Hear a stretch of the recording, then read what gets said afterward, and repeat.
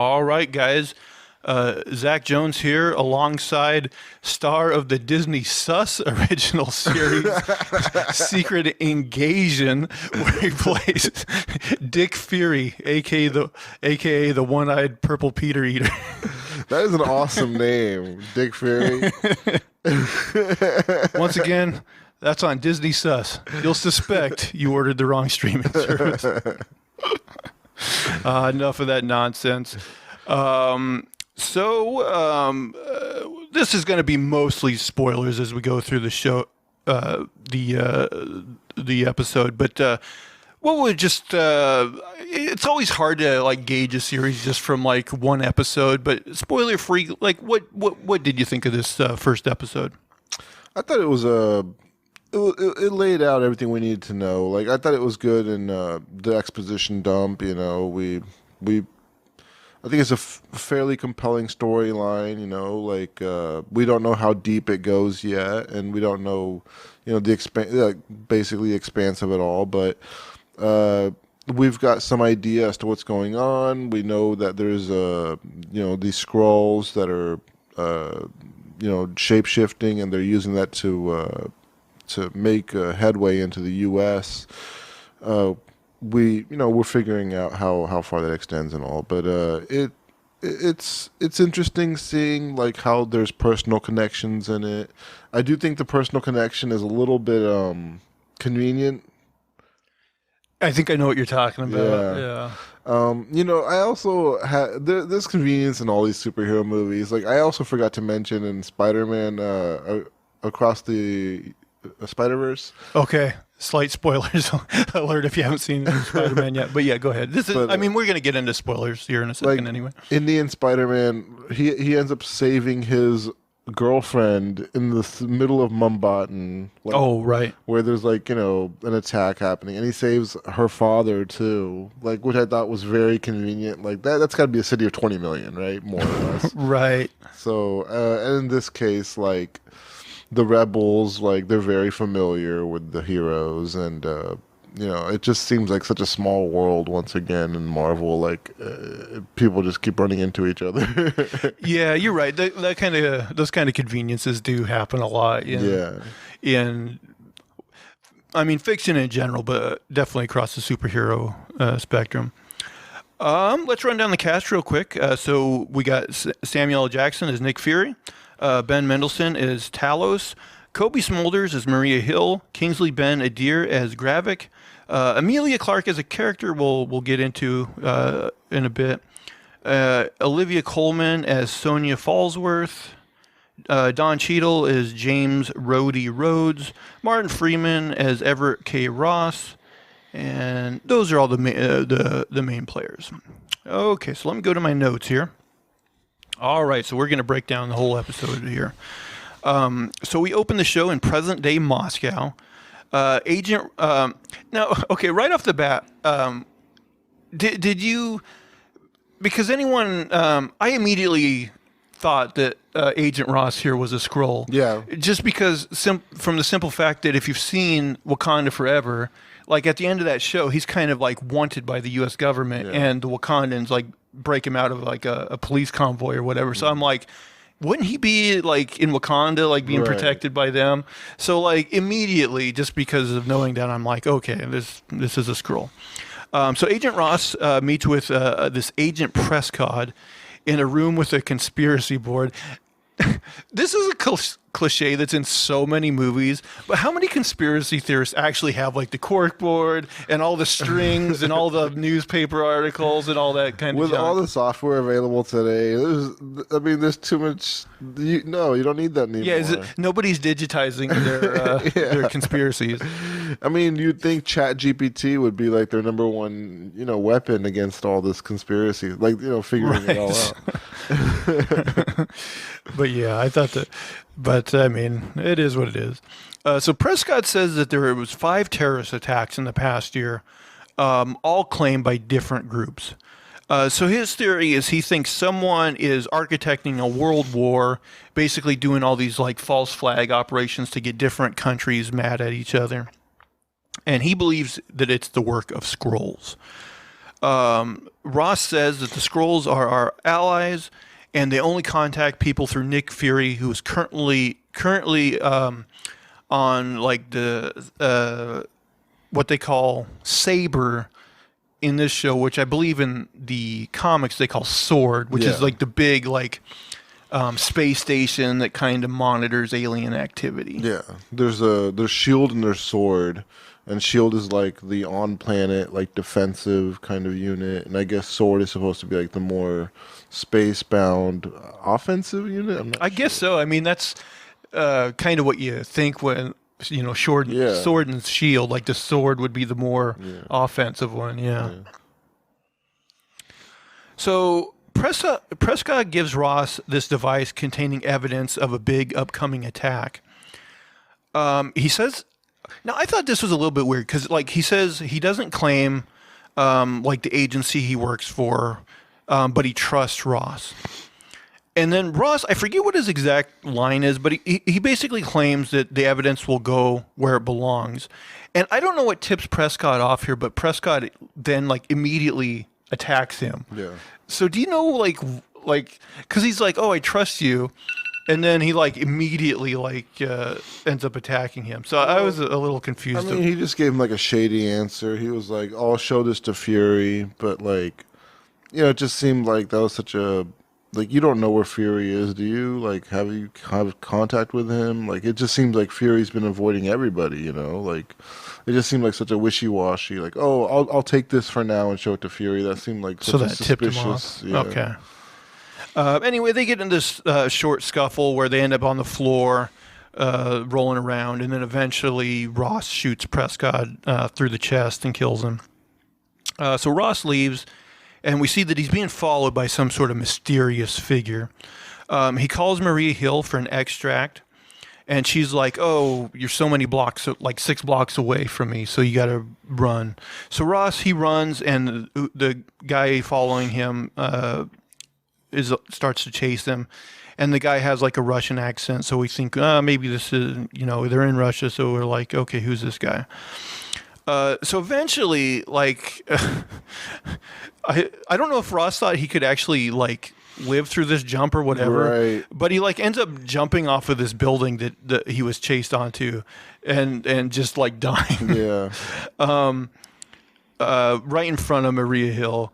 So his pursuer shows up and like Maria Hill like points her gun at it, but that ends up being Talos, who was of course originally revealed in the Captain Marvel movie. He's like a Skrull that's been working with Fury. Anyway, Talos was this Russian guy, in disguise. And then Ross, once he dies, turns into a Skrull, to nobody's surprise. Okay, so now we move over to Nick Fury. He apparently got the news, so now he's getting dropped off on Earth by like a spaceship, and he's greeted by Maria Hill. Now they make a point of like him saying like his leg hurts. And I was wondering, was that set up somewhere, or are they just trying to like, because I feel like it happens a few times during this episode where it's like, oh, Nick Fury is getting kind of old and kind of slow. Is that just to kind of enforce that in our minds that, oh, Nick Fury, maybe he's getting a little too old to do this properly? I have no idea where they're going with that right now. Like, I could see them like completely changing his leg out for like a robotic leg. I don't know. That's true. Stranger things have happened. Yeah. So Maria Hill takes Fury to this like safe house. He goes upstairs and he's greeted by Talos. Talos has I believe he called it like a sky flower that either he planted or his wife had planted. We find out that his wife, Soren, somehow died. And Talos mentions that flower, that Skrull flower, has, adapted to the Earth's soil. So very much like a whole like symbolic thing of like, can the Skrulls adapt to this Earth? A little heavy-handed, but the shape-shifting people who can take on the memories of the people they shape-shift. Right. Talos mentions, now this also happens a few times this episode, and I'm like, I don't know if this has ever really been. I mean, maybe they're going to explain it in this show, but Talos says Fury has been very different since the blip happened. And later on, I think Maria Hill also says it. And it's like, has he been, though? I mean, he does leave and goes to the Saber platform. But other than that, has he done anything out of the ordinary? We haven't seen enough of him to even have an idea of this happening. Like, this is just what they're saying, and from what Maria Hill's saying, it sounds like he's just not all there like he used to be. Like, she's like, you used to be able to think 3 steps ahead, and now you're like, falling behind and this and that. And it's like, we just know that from what they're telling us. Right. I was like, I don't think that was set up anywhere else. So, yeah. Maybe during the course of the show they'll go into that a little bit more. Yeah. So Talos says that he was kicked off. I guess there's a council of Skrulls that he was on, and they say that he was kicked off that council, and another Skrull named Gravik took over. Now, I don't know if I totally understand like the plight of the Skrulls and like what their ultimate goal is, because it seems like. Are they saying that because they've supposedly been on Earth since the 90s, and like they want to get like integrated into society, and like, but what has Fury done for them? Because most of the populace doesn't even know about them, right? Yeah, I mean, so from what I've seen in the show is that they were promised their own world to take over or get acclimated to, and in that time, they haven't really, like, Fury hasn't taken them to a new world or anything like that. Like, they haven't really found anything. And it sounds like in the last 5 years, he's really dropped the ball and hasn't really had much contact with them at all. So, from what I'm gathering, it sounds like they're frustrated and they're just making their own moves now. Like, okay, well, if nobody's going to give us a place to stay, then we'll make this our own place. So they're actually almost looking for like their own country, like their own independent sovereign country. Yeah. Well, I mean, I think even like world-wise, like I think they're looking for a world to inhabit of their own. Oh, so they want like a total planet of their own. I mean, was that something like Fury could even really promise them? Like, oh, I guess you can go live on the moon if you can terraform it. Yeah, I mean, just from what I'm understanding about Talos at the beginning of this, it sounded like that's what the humans were supposed to help them get, like a new world to inhabit. But yeah, Talos does mention that Gravik took Fury's abandonment much harder, meaning like him abandoning Earth and going up into space, Yeah. He mentions that Gravik preys on the anger of young displaced Skrulls. We find out that Skrulls are apparently immune to radioactivity, and Russia has like a bunch of abandoned nuclear power plants. So they figure that Gravik is hiding in one of them, but they don't know exactly where. So the file they got from Prescott contains plans for a dirty bomb. Apparently there's this group called AAR, Americans Against Russia, and they are a skull front for a terrorist attack. So it seems like Gravik's big plan is to try to start a war between the U.S. and Russia by doing like a false flag attack that makes it look like America's attacking Russia with a dirty bomb, basically. So we get a scene with James Rhodes. He's with the President of the United States. He tells the President that Fury is back on Earth and that they have intercepted an encrypted message between Fury and Maria Hill that they haven't decrypted yet.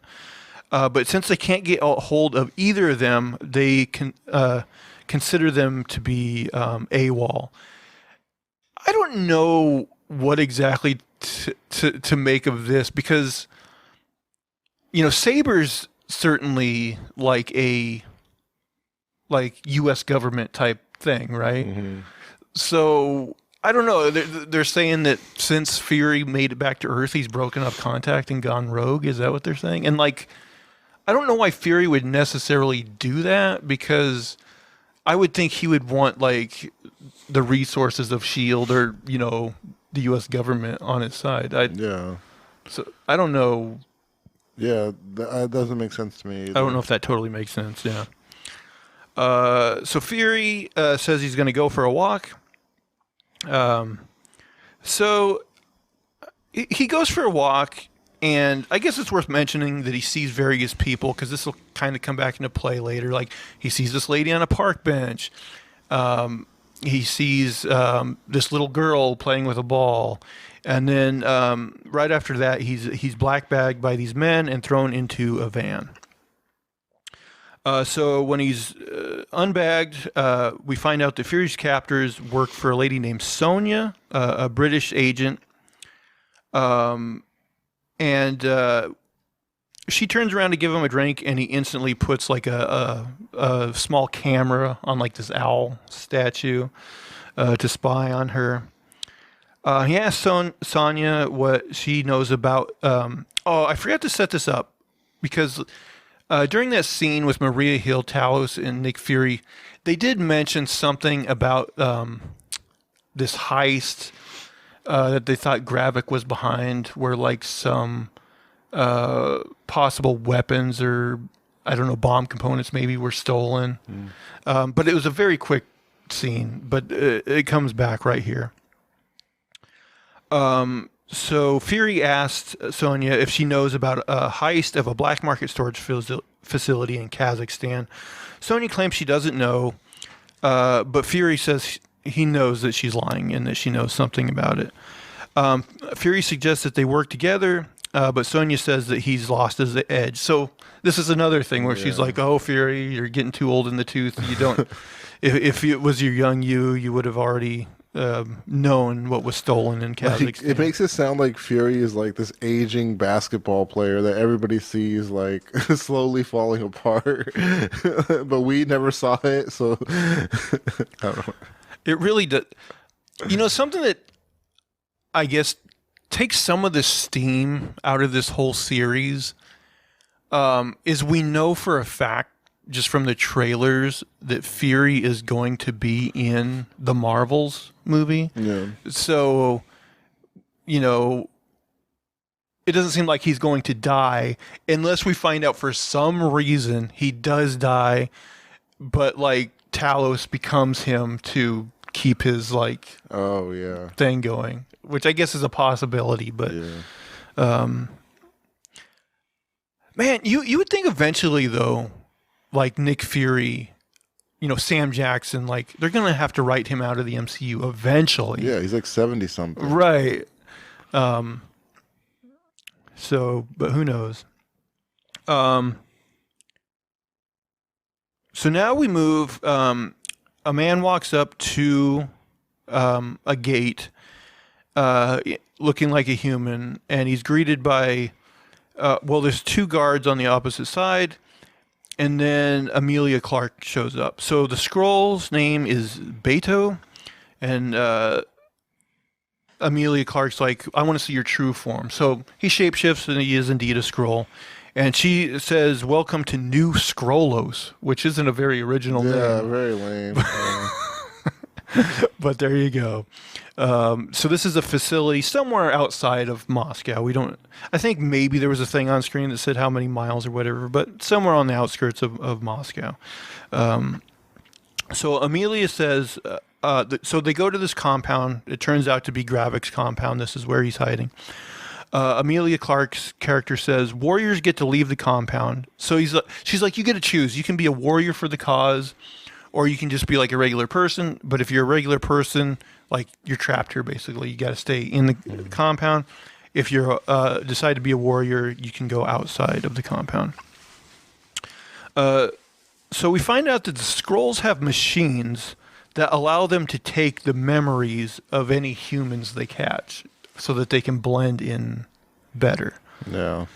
I mean, that's just an amazing tool. Like, you could conquer the world so easily with It really is, but at the same time, I get why they did it, because like, we talked about this when we talked about Spider-Man, the whole thing of like Spider-Man 2099, like taking over himself in the other thing. It's like, even though he looks exactly like his other self, there's going to be enough difference in that universe that eventually other people would figure it out, Sure. And so it's maybe convenient, but they kind of do need something like that to cover their tracks and make it make sense. Yeah. So Fury's hidden camera in the owl ends up giving him a lead to follow. I believe, like Sonya says, like there's a guy who is a suspected bomb maker, but he's also like a art restorer, and so they know to go after this guy. But they also talk about how this is going to require them to take out some MI6 agents, which makes Talos a little bit uncomfortable. So Gravik has this guy that works for him that's, I guess, like his lieutenant, and he tells him that Fury is in town. And then he also ends up giving Emilia Clarke's character some cash. She's supposed to go and purchase 2 packages from this guy and get them to a safe house. And that guy being the Russian bomb maker. So Talos, Emilia Clarke first like goes to the area, and she kind of looks at this car, and I don't know if she can make out that there's a MI6 agent there or whatever, but she kind of spots this guy, and then she leaves. And then it turns out this guy in the car is an MI6 member, but Talos has taken over like his partner. Mm-hmm. So Talos ends up like, I think knocking this guy out. Okay. So now Fury and Talos are heading into the building that this bomb maker's in. Emilia Clarke's character has already gone in and purchased the bomb parts from him and left. And Maria Hill happens to see her and decides she looks suspicious. So Maria Hill starts following Emilia Clarke's character, which again is kind of convenient. But I guess you go like, oh, Maria Hill's just a good spy, so she figured it out or whatever. So Talos and Fury start interrogating this guy, and he turns out to be a Skrull, and he knows who Talos is. So him and Talos, they get in this fight, and the bad guy's kind of getting the upper hand. So Fury's like got his gun out, but Talos is like, no, don't do it. I got this. But eventually that guy gets the upper hand to the point where Fury does end up just like shooting and killing him. And Talos is basically he's upset that Fury killed him. Took out a Skrull. Yeah. He said, there was no call for that. You didn't have to kill him. So now Hill is following Emilia Clarke, who ends up like she notices that Maria Hill's following her, so she gets the drop on her and runs off. Now I thought this was a little bit convenient because Talos is just right there. Yeah. Immediately. Mm-hmm. And I'm like, I don't know. I mean, okay, so we can maybe assume that like Hill has like a tracker on her so that Fury and that Talos knows where she is. Yeah. But I just thought that was a little quick and a little convenient. Well, I mean, the Skrulls, do they have superhuman powers? Do they have extra strength or anything? I think they do, actually. Okay. Yeah, I think they do. I think they are stronger than humans. So yeah, Talos immediately shows up and he begins to pursue Emilia Clarke, her character. Now, one thing I forgot to set up is that earlier when Talos and Fury were first talking and he mentioned that his wife had died, he mentioned that his daughter, Gaia, was upset and kind of like left or whatever. And she was also angry that Fury had abandoned the planet and all that kind of stuff too. Well, it turns out that Emilia Clarke's character is Gaia, Talos' daughter. So Talos tells Gaia that her mother was killed by the people that Gaia works for, so presumably, Gravik or his men. And he asks her to give him the bomb. Gaia refuses, and she leaves.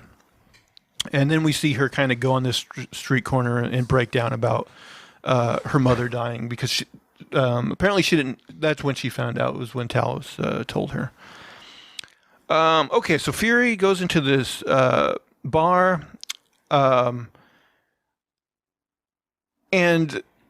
I forget. He has a conversation with like this like old guy at the bar, and everyone in the bar seems to be like mad at him. Which I wasn't sure exactly what the story was there. I think it was just a Russian bar, like, you know, since he's like an American operative, they were like, this guy. Oh, American swine. So like he bought everybody drinks to get on the good side. Okay. So Fury has a drink with Maria Hill. Hill kind of questions Fury's motives for leaving Earth. And she also says that he hasn't been the same since the blip happened, which, again, it's one of these things where, like, he hasn't been the same. Like, he just hasn't been the same. Changed about him. We'll take their word for it. We haven't seen evidence yet, but okay. Wait till they actually have to change actors. Right. Something changed about him. I mean, I guess maybe they're trying to set up, maybe they're trying to plant doubt in our mind that this Fury is a Skrull. Like, oh, you've been different. Like, maybe he is different. Maybe he's a Skrull. Mm-hmm. So maybe that's why they're doing it. My guess is, though, I think it is legit Fury. Yeah. I don't know. Maybe they're confused by Talos pretending to be Fury this whole time, and they're like, oh, you seem stupider than usual. Oh, that's true. I forgot that, because that's something that was revealed, I believe, in like maybe Spider-Man Far From Home, is that on Earth, like Talos has been impersonating Fury. Okay. So Gaia delivers the bomb to Gravik's lieutenant, and he says that the bombs will serve as bait. Then we see a woman get into a taxi. When it parks, the woman is revealed to be Gaia, because, you know, she's also a Skrull. So, and the driver was Talos. So, like, they're really playing it safe, you know, pretending to be people until they're in the clear. So Gaia reveals that there are 3 bombs in total, and Gravik knows that Talos will try to interfere. So now Gaia is seemingly helping Talos. She says that there are going to be 3 couriers tomorrow, including herself, and that she's going to mark the bags with bombs in them with an infrared spray so that they can see them. So we cut to the next day. The team spots Gaia with 2 bags that are marked with the spray, but then she kind of disappears. They miss her, like, passing off the bags to other people, but then they do end up spotting the 2 bags being with 2 different men. But in the scene before, didn't she say there was going to be 3? Yeah, I thought so too. So that kind of confused me a little bit.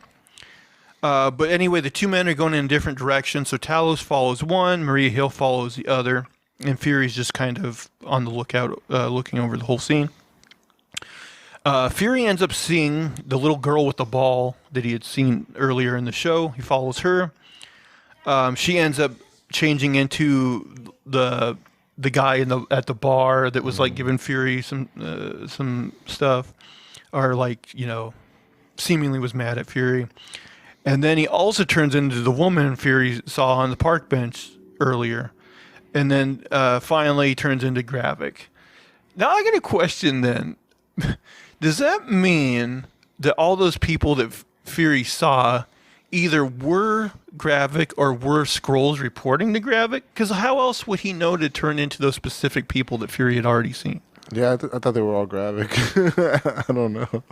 I mean, that would be really weird of him to do, though, right? Yeah. But he's really emotionally hurt by Fury not being there for 5 years. Gravik's like, I'm going to turn in, instead of taking Fury on head on, I'm going to turn into a bunch of different people and spy on him, including a little girl with a ball, just to stand out. I don't know. I mean, but that's the only way he would know to turn into those people, right? Is if either they were him before, or his agents. Like he knew that they were there. Right. It just, I don't know, seemed very weird to me in retrospect. Yeah. So Hill and Talos eventually catch up to the guys with backpacks, but the backpacks end up being empty. And Gravik sets off the bombs. There's a bunch of smoke. Fury is pursuing Gravik. But he ends up losing him in the crowd. And then Fury catches up to Hill, but Fury ends up actually shooting Hill right in the abdomen. But it wasn't Fury at all. It was indeed Gravik, made up to look like Fury. And then I wrote, Hill seemingly dies, and Fury is pulled away. End of episode. So question, do you think Maria Hill is actually... I don't either. Not a chance in hell. I mean, she's a minor enough character at this point in the MCU that they could kill her off, but I don't think they did. Now, whether she was a Skrull in this scene or just like injured in next episode, they'll be like, oh, you really took one for the team there, Maria.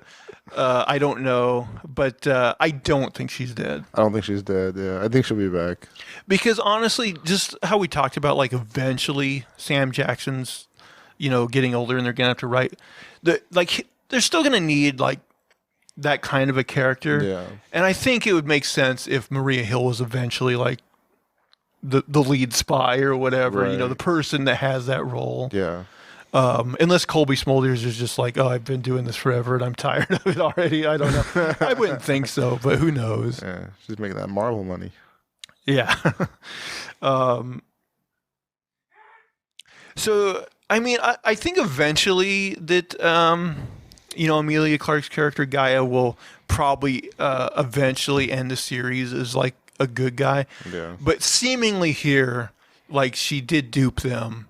And it seems like she's still working for the bad guy. So what do you think about her character and we're just waiting for the longer arc where she does redeem herself. But right now she's just a troubled character who's lost somebody close to her and is just reacting, lashing out. Because, I mean, you get the reaction of her finding out her mom's dead. And you got to imagine that even if maybe she didn't believe Talos, eventually she's going to find the evidence that, oh, yeah, Gravik did kill my mom. Yeah. So I can't imagine her, like, staying a bad guy at all. Right, yeah.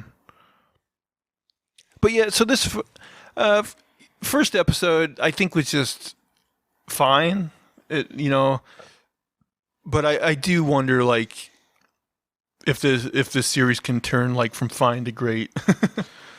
Yeah, I mean, it's got to show a lot more. Like, I got to see a lot more going on than just, Nick Fury and a couple of agents looking into this stuff. Like, it should be big. Like, this whole secret invasion thing, Like, there should be a lot of moving parts. And, I don't know. I expect to see some other people, be more prominent in this show. Yeah, I was just thinking, like, how could they end this show to do something groundbreaking? But, like, even if they did kill Fury and then, like, Talos just became him permanently, even that's not, like, a big thing. Because, like you said, like, Talos has been impersonating him on Earth for the last 5 years anyway. Mm-hmm. So, like, I don't even know if that's a big idea. And it's, like, we would still be having Sam Jackson as Fury, right, and seeming exactly the same, even if, like, the story is, oh, he's not the same, I don't know. Or I guess they could do the thing where we find out that, oh, this Nick Fury was a Skrull and the real Nick Fury's been locked up somewhere. But I don't even know if that's very interesting. Yeah, then you'd have, like, how many Skrulls are pretending to be Nick Fury? You've already got Talos. Now you've got this Gravik guy who's already pretending to be him. Like, is everybody just pretending to be Fury? Like, who is the real Fury then? I just, the whole Skrull thing, like, I guess in a way they're supposed to be like analogs for